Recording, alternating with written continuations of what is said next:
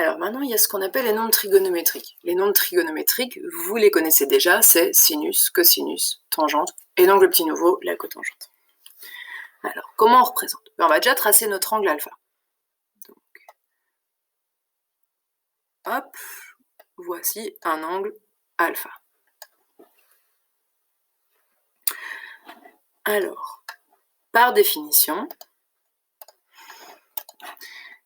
ça détermine un point sur mon cercle, qu'on va appeler le point A. Ce point A, il a une abscisse et une ordonnée.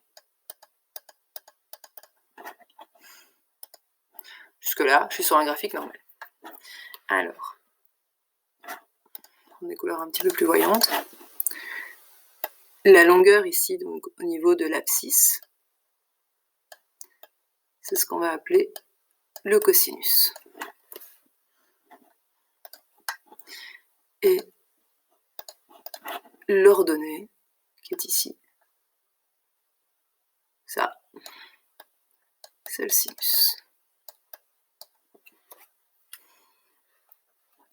Alors ça, c'est le plus simple, sinus et cosinus. Ensuite, on va commencer la tangente. Vous tracez une verticale au niveau du 1. Donc en x égale 1, vous tracez une barre verticale. Ensuite, vous prolongez votre angle. Je vais juste effacer la lettre A, comme ça on verra mieux. Je vais la remettre là.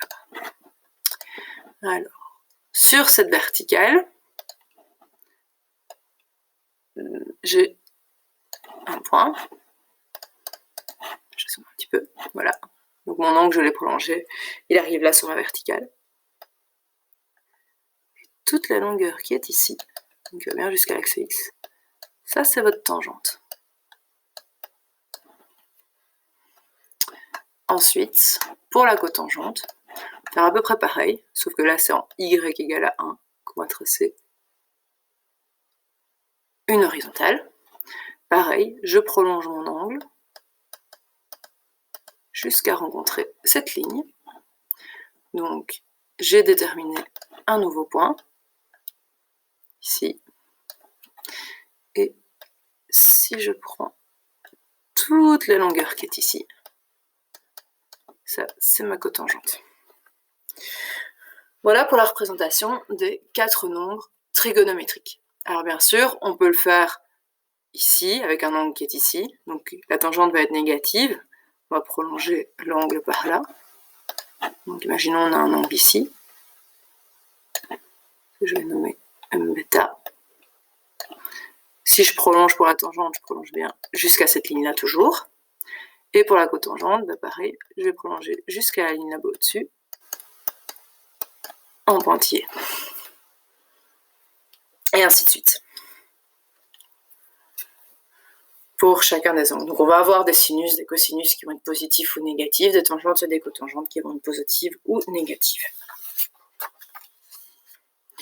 Donc ici vous avez un petit peu plus bas donc toutes les explications au niveau du sinus, du cosinus, de la tangente et de la cotangente. Et donc avec la relation que la cotangente vaut 1 sur la tangente vaut donc cosinus sur sinus.